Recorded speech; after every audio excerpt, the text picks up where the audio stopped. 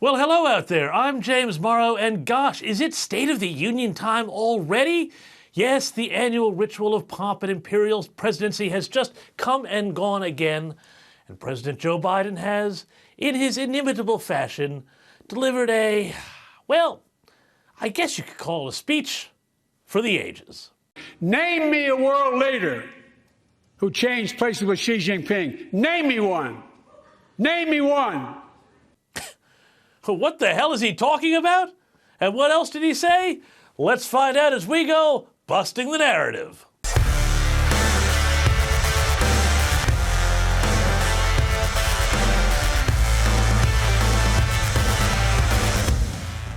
Okay, now the State of the Union addresses are one of the weirdest rituals in American politics. If you're not across the background and the history, it's a tradition that comes out of a little bit of the Constitution that asks the president to, from time to time, give a report. It can even be written just on a simple sheet of paper to Congress about how things are going. Sort of, I don't know, like the self-evaluation thing you do before going into your annual review with the boss. From there, though, it has grown into a whole weird, overgrown spectacle of motorcades and shouting and so on. And in Joe Biden's case, a lot of lies and omissions. Let's go through some of them, shall we? 2 years ago, the economy was reeling. No. The economy wasn't reeling when Biden took office. It had taken a hit during COVID, but employment had grown by more than 12 million jobs to January 2021, and GDP growth was pushing up on 4% in that last quarter of the year. Shall we go on? Here at home, gas prices are down $1.50 from their peak. Food inflation is coming down, not fast enough, but coming down. Inflation has fallen every month for the last 6 months, while take-home pay has gone up. Yeah, well, tell that to American workers whose paychecks have been going backwards for 21 months. Petrol and gas prices are still 40% higher than when Biden took office. Anyway, here's a bit more. The American border problems won't be fixed until Congress acts. If we don't pass my comprehensive immigration reform, at least pass my plan to provide the equipment and officers to secure the border.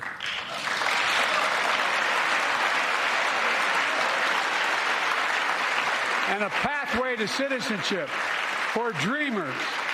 This is a huge one because this isn't Congress's fault. It is entirely Biden's. I mean, this is a guy who in his first 100 days in office took 94 executive actions to weaken the border, including stopping construction of the wall, trying to halt deportations, and suspending the Remain in Mexico program. And of course, it wouldn't be a Biden speech without the usual Biden weirdness. It's also passed the Bipartisan Equality Act to ensure LGBTQ Americans, especially transgender young people, can live with safety and dignity. Our strength. LGBTQ? Gosh, I'd love to see this guy's Wordle stats. And then, in trying to land a joke, he forgot when the Super Bowl was. By the way, Chief Justice, I may need a court order. She gets to go to the game tomorrow, next week. I have to stay home. Got to work something out here. It's Sunday, Mr. President. And some of the most bizarre moments took place not on the rostrum, but in the crowd. Like when Jill Biden gave Kamala Harris's husband a peck on the lips.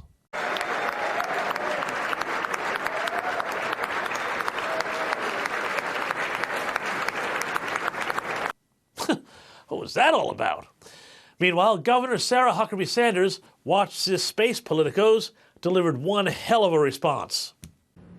And while you reap the consequences of their failures, the Biden administration seems more interested in woke fantasies than the hard reality Americans face every day. Most Americans simply want to live their lives in freedom and peace. But we are under attack in a left-wing culture war we didn't start and never wanted to fight. Every day we are told we must partake in their rituals, salute their flags, and worship their false idols. All while big government colludes with big tech to strip away the most American thing there is, your freedom of speech. That's not normal. It's crazy, and it's wrong. Make no mistake, Republicans will not surrender this fight. We will lead with courage and do what's right. not what's politically correct or convenient. Can't say fairer than that. Thanks for watching. I am James Morrow, and to support this channel, please like, share, and subscribe below. And I'll see you next week for more Busting the Narrative. Bye-bye.